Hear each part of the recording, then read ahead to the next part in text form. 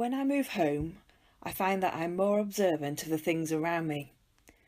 Perhaps it is because I am naturally inquisitive, or maybe it's a consequence of not being able to take the familiar for granted.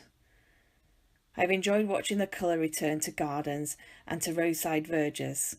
First snowdrops, then crocuses and daffodils.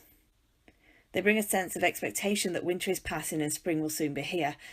These flowers have been preparing in the earth to burst through the soil and to be a symbol of new life. Spring to me is a season of real hope because of the abundance of new life that we will be witnessing and we will enjoy. As we continue through the season of Lent, we edge ever closer to Holy Week, which to me is a biblical emotional roller coaster. We begin the week on Palm Sunday with crowds shouting loudly and cheering Jesus as he arrives into Jerusalem.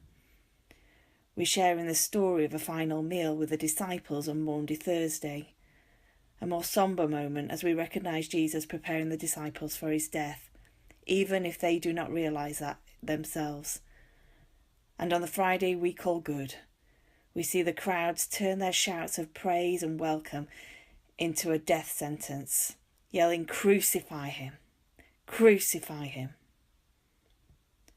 In the midst of all this, we see disciples deny and betray their beloved rabbi. Yet in a week that could have ended so horrifically, it turns miraculously to be an astonishing week, as the Christian faith assures us that death does not hold Jesus, and the greatest of miracles happens. Jesus is risen from the dead. What a celebration!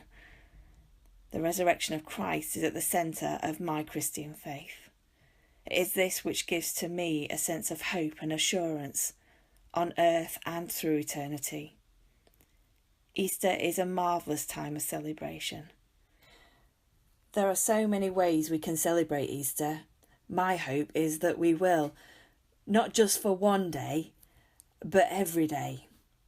So as you look out of your window and travel around, I invite you to spend a few moments noticing the splendour of the flowers and the beauty of the spring animals arriving.